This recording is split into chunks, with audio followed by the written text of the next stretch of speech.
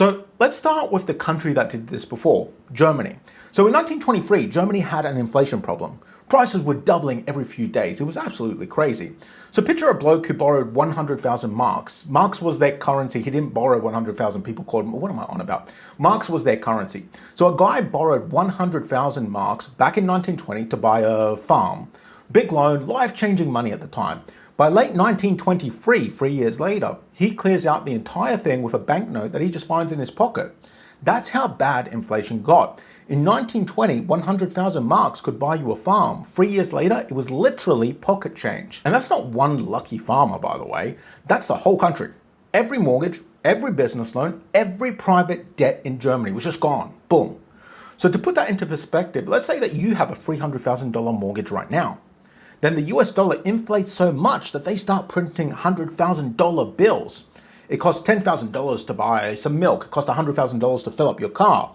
Obviously, you're going to take 3 of those $100,000 bills to pay off your mortgage, right?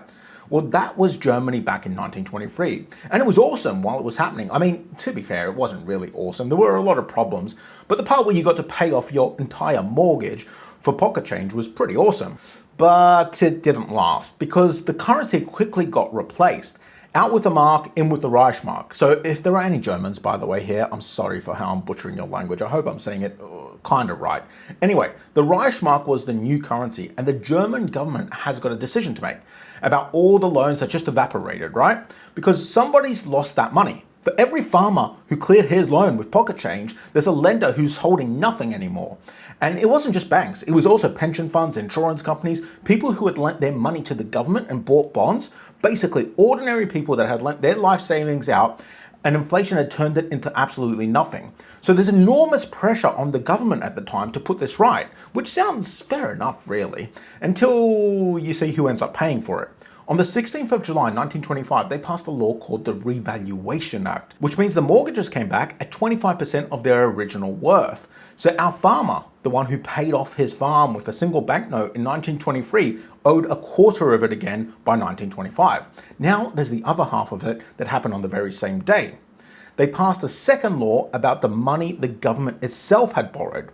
All those war bonds that ordinary Germans had bought to fund the war. If you don't know what a war bond is, by the way, it's pretty simple. The government needs money to fight, so ordinary people lend them the money. You handed over your savings, they promised to pay you back with interest. Very patriotic. But in the end, not only did they not give you your interest, they paid the bonds back at only 2.5% of their value. So if you lent them 100 marks, they gave you 2.5 marks back, which is absolutely crazy. So what you owed the bank had to be repaid at 25% of its value. What the government owed you, they repaid you at 2.5%, 10 times worse. Don't you bloody love governments? So there wasn't even a vote on this, by the way. They just kind of said, screw you, you're doing this. And if you didn't, you go to jail. And somebody decided to take them to court.